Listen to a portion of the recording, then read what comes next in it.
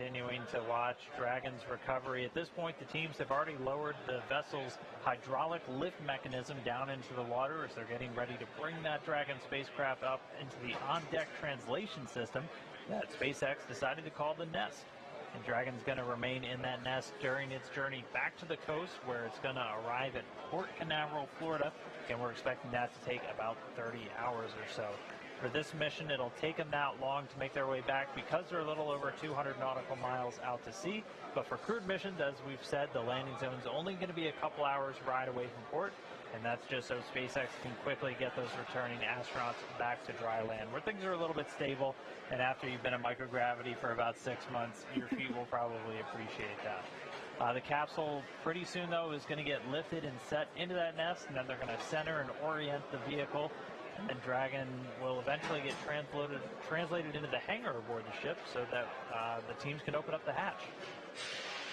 And for missions with astronauts aboard, we're almost at the point where the recovery teams would be assisting the crew to get out of Dragon. So we're almost there. That would happen shortly after they get back onto the ship. In aerospace terms, we call that the crew's egress from the spacecraft. And under the typical circumstances, the SpaceX recovery team is going to be helping out the crew of Dragon within 1 hour of landing. Yeah, so you can see on your screen there, Dragon is getting closer and closer to the back end of the recovery ship. Just a minute or two ago, we saw the crew member that was responsible for attaching all the appropriate rigging to the vessel jump off the capsule and back into the water. Right now we're just waiting for Dragon to lift up and out of the water and into the nest.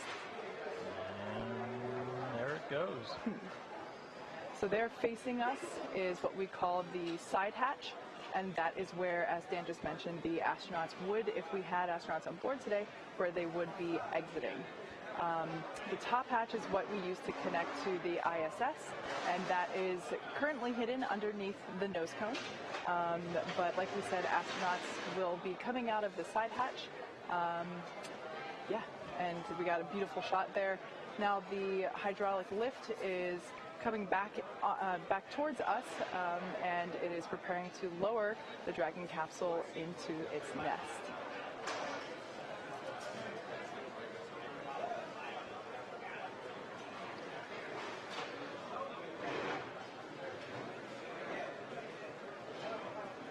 Like we said, we are treating this demonstration mission with the recovery operations as if there were actual astronauts on board.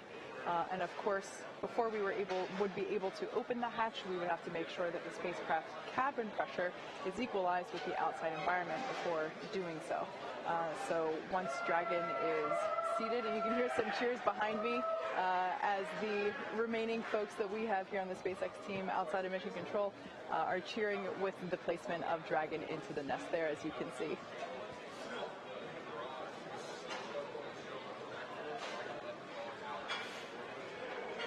You might also notice that the thermal protective system that we have on the outside of Dragon, if you were watching during launch, was a pristine white. Of course, upon re-entry, like we mentioned before, there was plasma, of course, as it re-entered through Earth's atmosphere. So we have a lovely toasted marshmallow there sitting in the nest of our recovery ship.